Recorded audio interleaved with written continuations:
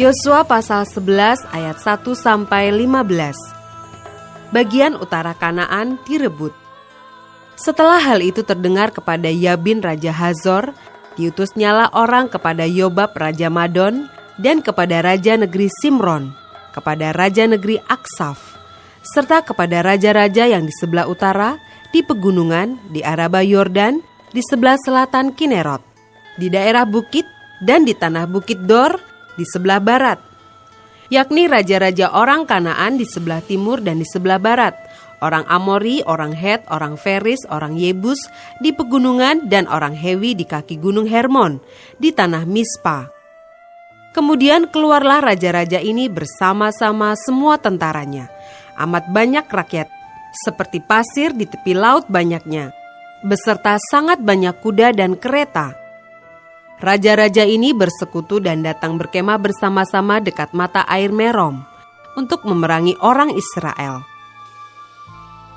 Lalu Tuhan berkata kepada Yosua, "Janganlah takut menghadapi mereka, sebab besok kira-kira waktu ini aku menyerahkan mereka mati terbunuh semuanya kepada orang Israel. Kuda mereka haruslah kamu lumpuhkan, dan kereta mereka haruslah kamu bakar dengan api." Lalu Yosua dengan seluruh tentaranya mendatangi mereka dengan tiba-tiba dekat mata air Merom dan menyerbu mereka. Dan Tuhan menyerahkan mereka kepada orang Israel. Mereka dikalahkan dan dikejar sampai Sidon Besar dan sampai Misrefot Maim dan sampai lembah Mispa yang di sebelah timur. Demikianlah mereka dihancurkan, sehingga tidak seorang pun dari mereka yang dibiarkan lolos. Yosua melakukan terhadap mereka seperti yang difirmankan Tuhan kepadanya. Kuda mereka dilumpuhkan dan kereta mereka dibakar dengan api. Pada waktu itu Yosua kembali, direbutnya Hazor, dan rajanya dibunuhnya dengan mata pedang. Sebab Hazor pada waktu dahulu adalah yang terutama di antara segala kerajaan itu.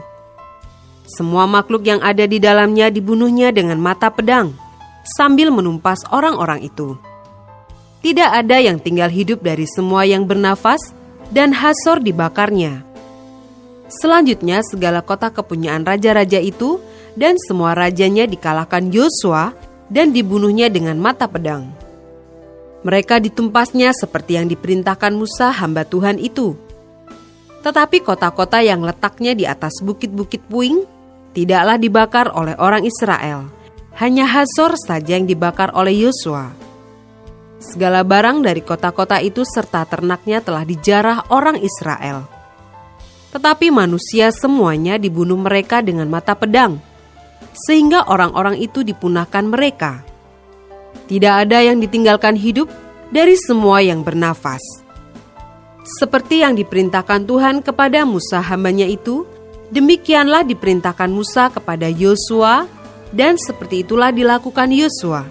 Tidak ada sesuatu yang diabaikannya dari segala yang diperintahkan Tuhan kepada Musa.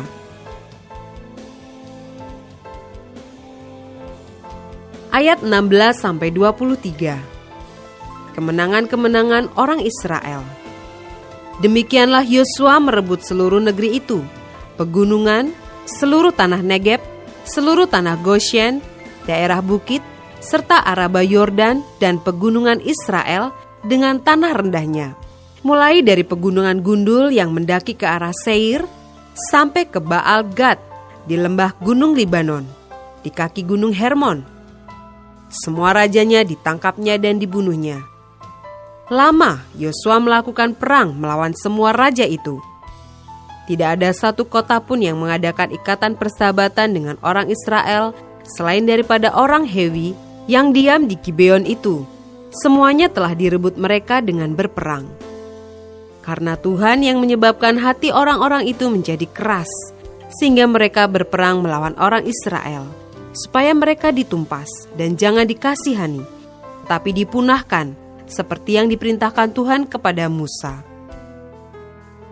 Pada waktu itu Yosua datang dan melenyapkan orang Enak dari pegunungan dari Hebron, Debir dan Anab, dari seluruh pegunungan Yehuda dan dari seluruh pegunungan Israel. Mereka dan kota-kota mereka ditumpas oleh Yosua. Tidak ada lagi orang enak ditinggalkan hidup di negeri orang Israel. Hanya di Gaza, di Gad, dan di Asdod masih ada yang tertinggal. Demikianlah Yosua merebut seluruh negeri itu sesuai dengan segala yang difirmankan Tuhan kepada Musa. Dan Yosua pun memberikan negeri itu kepada orang Israel menjadi milik pusaka mereka, menurut pembagian suku mereka. Lalu amanlah negeri itu, berhenti dari berperang.